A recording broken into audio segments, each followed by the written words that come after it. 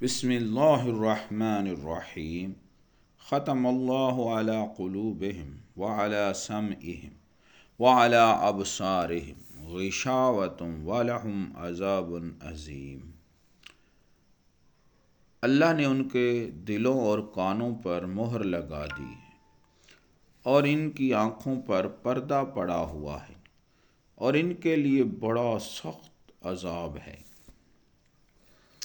امام ابن ماجہ اپنی سند کے ساتھ روایت کرتے ہیں، حضرت ابو ہریرہ رضی اللہ عنہ بیان کرتے ہیں کہ رسول اللہ صلی اللہ علیہ وآلہ وسلم نے فرمایا، جب مومن کوئی گناہ کرتا ہے تو اس کے دل میں ایک سیاہ نشان ہو جاتا ہے،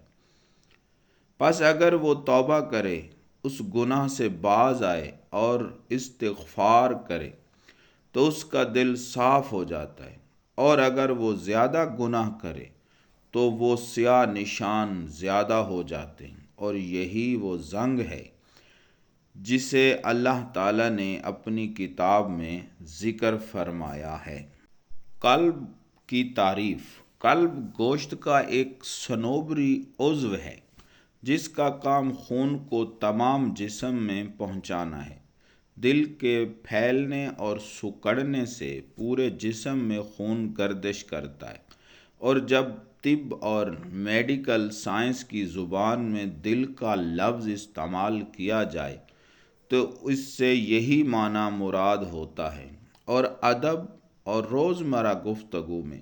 دل کے لفظ سے عقل کا ارادہ کیا جاتا ہے، کیونکہ سوچ و بچار، غور و فکر، علم اور ادراک کا محل عقل ہے، اور قرآن طب اور میڈیکل سائنس کی کتاب نہیں ہے بلکہ رشد و ہدایت کی کتاب ہے، اور اس میں عرب کے عام رواج اور اسلوب کا کلام کے مطابق خطاب کیا گیا ہے۔ اس لیے قرآن کی زبان میں قلب سے عقل ہی مراد ہوتی ہے۔ علامہ بیضاوی رحمۃ اللہ علیہ لکھتے ہیں، اور قلب سے مراد علم کا محل ہے، اور کبھی قلب کا اطلاق کیا جاتا ہے اور اس سے عقل و معرفت مراد ہوتی ہے، جیسا کہ قرآن مجید میں ہے، ان فی ذلک لذکری لمن کان لہ قلب او القی السمع وہو شہید۔ ترجمہ: بے شک اس قرآن میں اس شخص کے لیے نصیحت ہے جس کے پاس عقل اور معرفت ہو۔ وما توفیقی الا باللہ۔